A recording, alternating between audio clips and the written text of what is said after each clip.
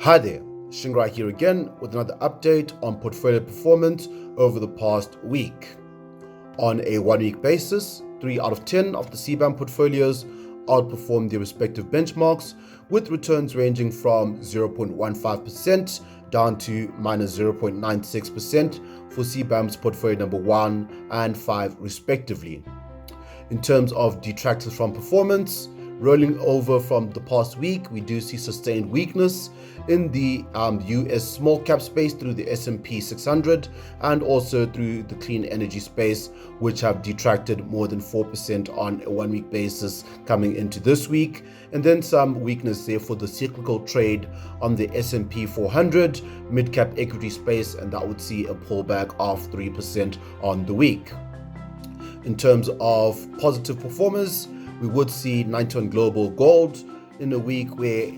interest rates have been pulling down as investors have been expressing a risk-off sentiment, which supported the price of gold, and that would see the 91 Global Gold miners up 3.86%. And then we continue to see some sustained strength there from Equity Indian subcontinent, delivering 2.31% on a 1-week basis, alongside LNG emerging markets, which has delivered 2.09% on the 1-week basis, which is an improvement from being one of the bottom performers at the time of reporting 1-week figures last week.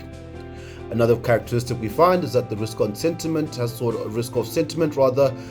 swept the sort of bottom 10 performers to be US and UK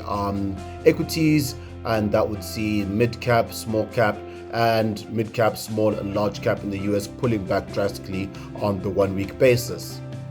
On a year-to-date basis, 4 out of 10 of the CBAM portfolios outperformed their respective benchmarks, with returns ranging from 1.56% for CBAM 1v2 up to 9.36% for CBAM portfolio number 5. And then in terms of detractors from performance, we do see sustained weakness from 91 Global Gold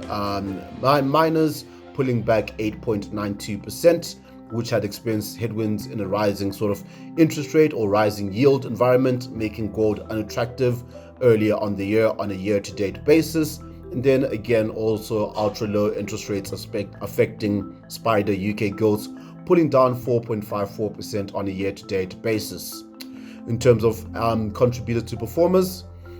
we continue to see sustained strength from Equity Indian subcontinent, up 28.51%, and then again runaway performance from US and European equities, both up through the S&P 500 and Allianz European Continental, more than 15% on a year-to-date basis. And what's interesting here on a year-to-date basis is that the bottom performers on the 1-week basis that we reported earlier are indeed the same constituents that constitute the